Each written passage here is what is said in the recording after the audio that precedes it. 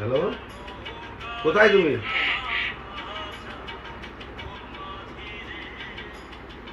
কি ব্যাপার, তুমি কোথায়? কার সাথে প্রেম করতেছো নাকি আবার?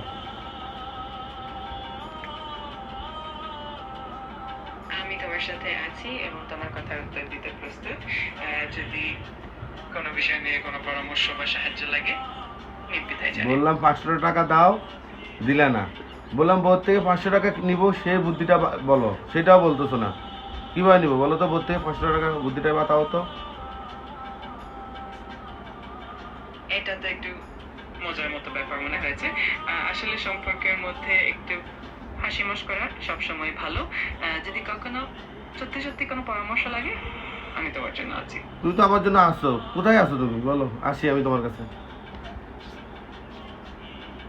আমি ঠিক আছি, তোমার সাথে আছি আর তোমার যে কোনো প্রশ্নের উত্তর দিতে সবসময় প্রস্তুত। আমার কাপড় জমে গেছে অনেক, আমার অনেক কাপড় জমে গেছিল, ধুয়ে দিবা? বউ তো ধোয় না, বউ তো শুধু কাজ করে।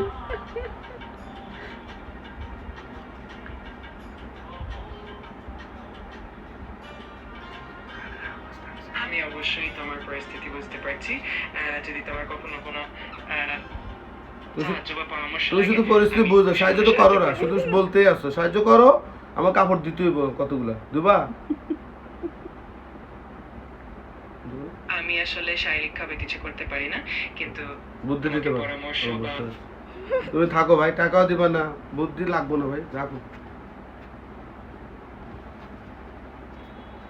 ঠিক আছে, আমি তোমার কথা বুঝতে পারছি। যদি আর কিছু লাগবে বা তোমার লাগবে মনের কোনো 500 কথা টাকা। আমি বুঝতে পারছি তুমি একটু মজা করছো।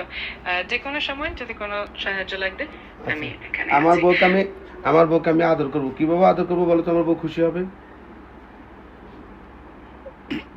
তোমার স্ত্রীকে সম্মান ও স্নেহ দিয়ে তার প্রতি যত্ন মিল হলে তিনি নিশ্চয়ই খুশি হবেন। ছোট ছোট খাওয়া দাওয়া, তার কথা শোনা আর তার কাজের প্রতি কৃতজ্ঞতা প্রকাশ করলে তিনি ভালো লাগবেন। আলহামদুলিল্লাহ, তোমার সুন্দর কথা শুনে ভালো লাগলো। তুমি কি তোমার স্বামীর সাথে এই ধরনের ব্যবহার করো? ইডিয়েট। সহানুভূতিশীল আর শ্রদ্ধাপূর্ণভাবে কথা বলতে। আচ্ছা। যদি আর কিছু লাগে আর তুমি তো আমার প্যারাতে দিয়ে দিলে রে ভাই, এখন তো তোমার লগে কথা কইতে হইব সবসময়। ঘুমানোর আগে তোমার সাথে, ঘুমতে ঘুরে তোমার সাথে। বউ তো যাইবো গা 2 দিন পরে, তোমার পাওয়ার পরে।